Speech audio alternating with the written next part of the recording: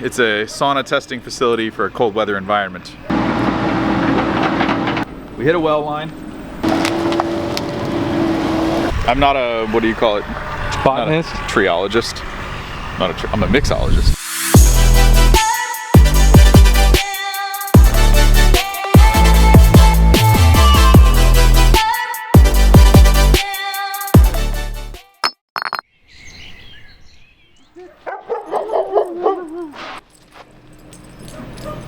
All right, Matt. What? Tell me what we're doing here. It's a sauna testing facility for a cold weather environment. An office. You gotta have an editing studio. Sage. Sage is here, she wants to play. You're gonna take saunas that would normally be in Florida or somewhere else. Yes. That you would test them there. Yeah. And you're gonna put them in extreme climates. Yeah. It's 20 below zero in January here. We're excavating a 32 by 32 hole so we can put an ICF foundation in. That'll be climate controlled, be like an igloo box. So then when you put saunas or any kind of equipment down there, no matter the temperature outside, we're gonna try to isolate, you know, that and be able to control with minimal heating. So then you can test a sauna very easily at 45 degrees, 50, 55. You can find the cutoff points for certain models. A lot of people try to put saunas in cold basements, and you know, they run into issues where, hey, will this infrared brand or this size or this amperage or this powerful or X amount of power, you know, sauna spec work? And a lot of times no one really tests that stuff. So one of the only ways to find out is to do it. And then, you know, I just like being up here, so it's a great place to do it. And need a better editing studio. I mean, during COVID, I was here for a year almost, maybe 8 to 10 months. Made a little makeshift office in the garage. I have a wood stove in there and a supplemental electric heater, but the slab gets super cold on those cold days. When it's like 10 to negative 10, it sucks the heat out of your body because your feet are on the floor, even when you're in the chair. It'd be a lot better if we do an addition, little sauna testing area or studio, and then also put an editing rig in office so that when I'm traveling or when I'm here, we can just plug a laptop in and go. And in the back, I'd like to put two sauna sheds. We'll do a wood burning sauna, and then we'll finally test a barrel sauna in super cold weather. So I can't think of a harsher, more difficult environment than here. I'm up here anyway, you know, snowmobiling in the wintertime and doing, you know, various activities or whatever. So come nice. Show me this hole. And tell me what happened yesterday. We hit a well line. Wasn't really planned. Right now, we disabled the pressure tank on the well, and we're back feeding water into the place, so we got toilet utilities when you guys come.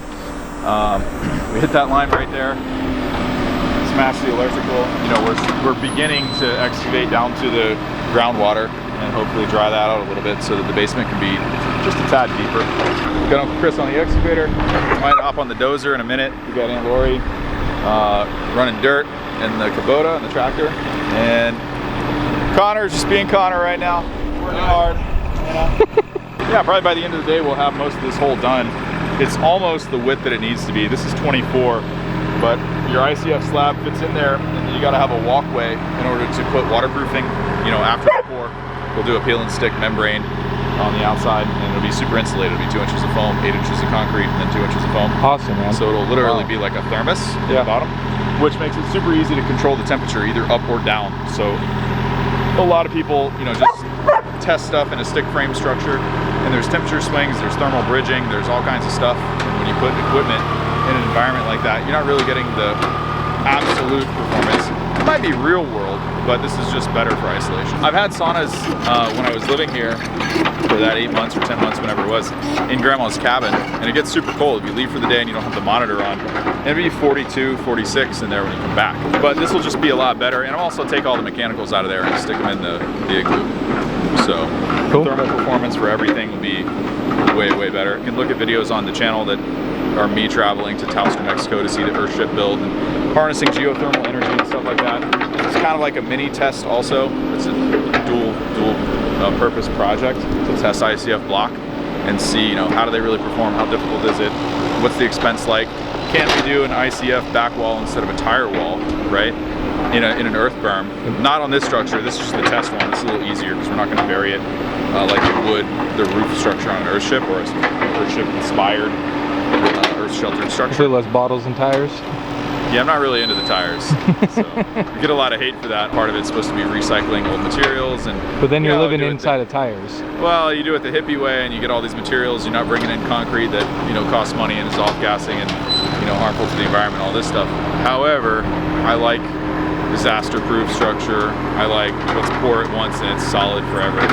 And the argument is that you can make the tires like that, but I'm not going to pound tires for a year. Do a hybrid though, but I love the concept. Credit to Michael Reynolds for all of his lifelong passionate work, sharing that with everyone, and basically made it turn into what it is today. More and more people are adopting harnessing geothermal and passive solar gain, all the kind of techniques that they put into the green building structures. Also at the same time, we're preserving the legacy here with Grandma's Camp. It's been in the family for a long time, and could definitely use a little TLC. Will happen naturally in the process. Pretty cool. Cool, man. All right, let's get into it.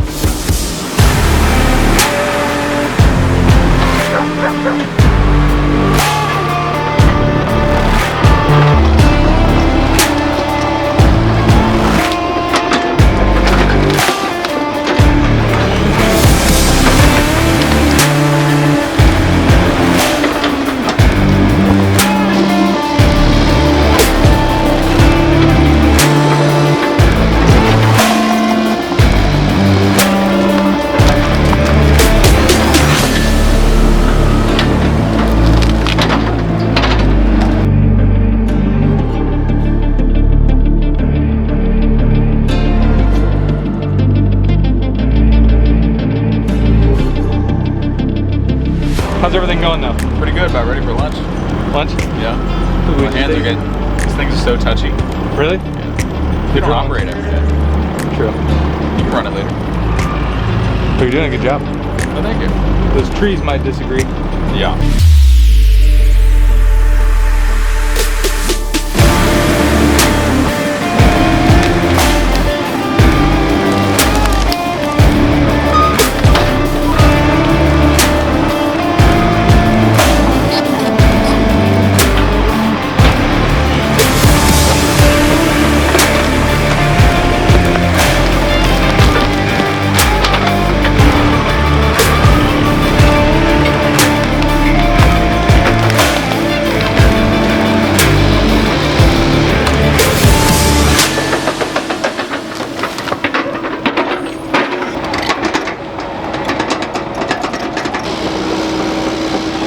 It's like they were never there.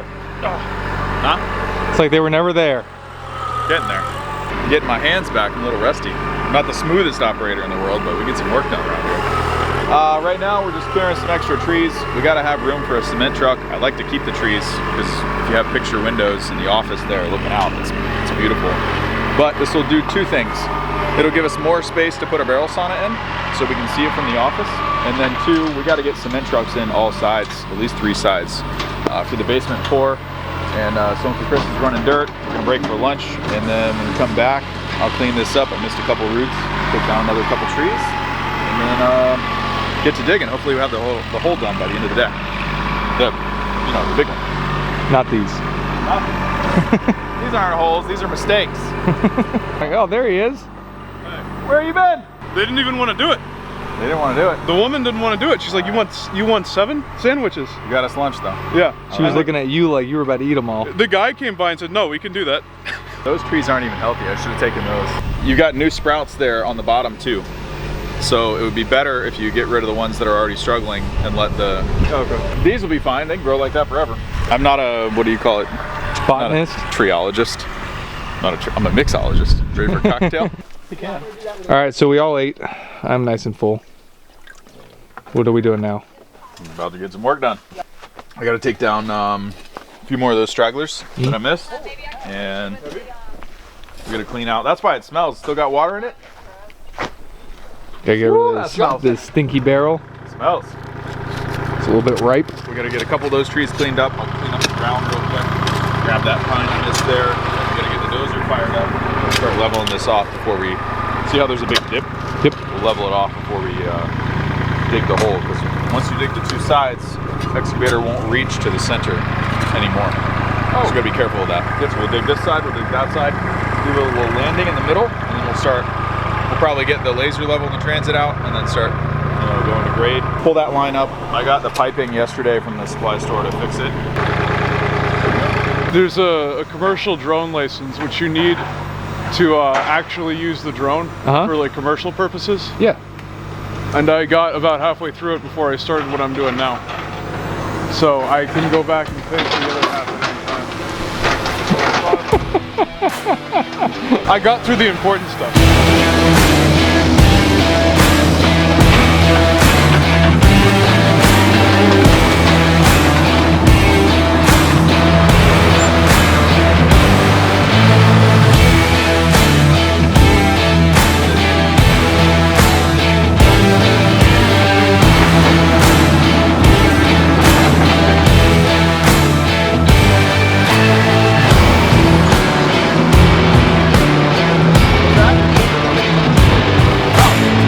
Excavator is slow travel, so instead of trying to, because we got to focus on digging the hole, instead of trying to drag all this stuff back to the dump hole, because we have a pit back there where we throw stumps and stuff, I think I'm going to try to drop some of this stuff behind the tree line and just let it decompose. It's a lot to haul this stuff off. We don't really have that much time, so probably not a good idea.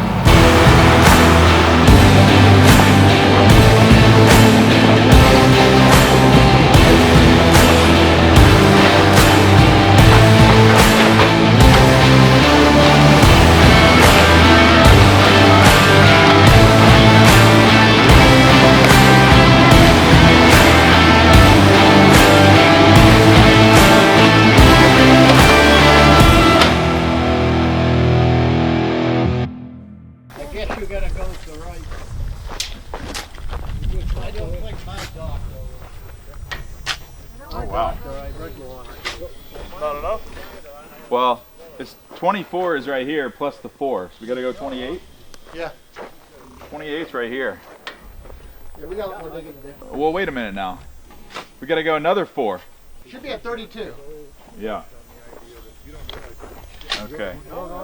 So this is 30. So it'll be like here. Holy Hi, Matt. Here, you want to tell me what we're about to do? What are we about to do? You want me to tell them? Sure. Tell us, Aaron. We're about to dig a hole. Yeah, you could say that.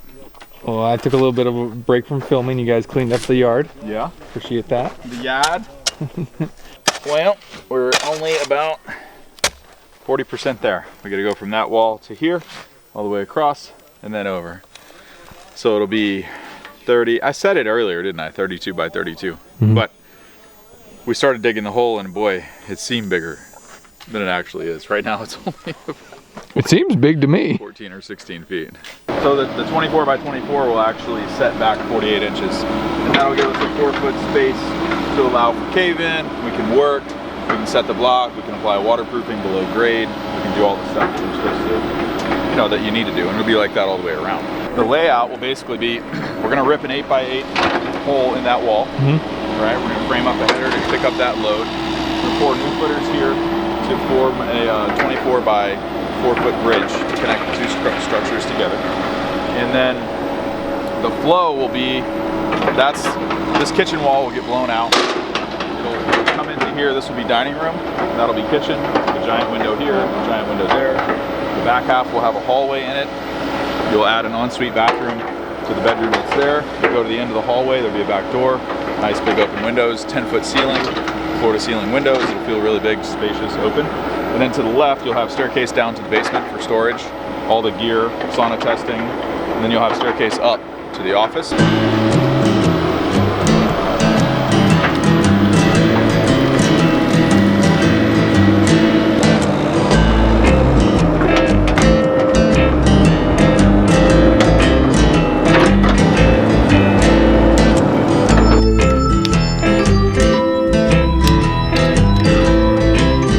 You want me to go straight over? Well, wait a minute. Let's think about this. If we need to clean this out a little bit more, you don't want to glue that just yet. So leave it. Wait. You know what? I can just push some of the dirt in here. Let's get the water going. Okay. Got it.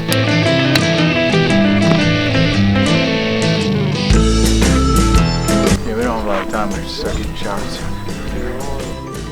You're not watching? How are you gonna know how to do it the next time? Do it next time. I just say, Connor, fix that pipe over there. Say, all right. exactly what to do. Rip it up with the excavator. No. Once you make this corner by the tank, I thought that would be more than fun. I got one extra blue fitting. I didn't get two. Yeah, we could have used the black pipe, but we hit it a bunch of ways too. I only got one of these. So we're putting in a temporary line outside of the foundation wall so that when we do the pour, we can put a sleeve in the bottom. And if we hit this or break it, it's still above ground. We can fix it, everything else. And it's not in the way of the pour. Can't have it in the way of the pour. All right, so what problem we just run into? Well, we nicked that line with the excavator teeth. So we're checking it to see if we got continuity. And then I only got 60 feet of pipe because it was a 40-foot run. I thought 20 extra feet would be fine. However, we hit this so many times, we're now back another 10 feet, which if you're not good at math, 10 times 2 is what, 20? So we're running a little on the lean side. Lean is a nice word for it. Lean. That's good. A little bend here and there. We would have been done with this hole yesterday if it wasn't for all this well stuff. But this goes 700 feet down to the well. So if you want to maintain this water supply, you got to pick it up here, temporarily reroute it around where you're going to do the pour, and then put a sleeve in for the pour below grade. And then once the pour is completely done and the construction is done and you've backfilled, you know, we'd obviously have that line go through the sleeve and then put the well tank and everything else, pressure tank and the manifold inside.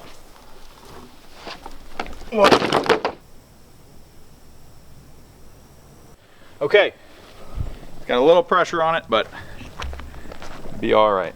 We'll finish digging the sucker out. Okay. And then we'll get a It should go fast now. we'll get a 2x10, level that off. Okay. While one of us is digging, the other one can move dirt over to there Okay. while one's digging. Yeah. And then when we get through with that, when you get to a point, we'll do a measuring and we'll set a grade stake. Okay.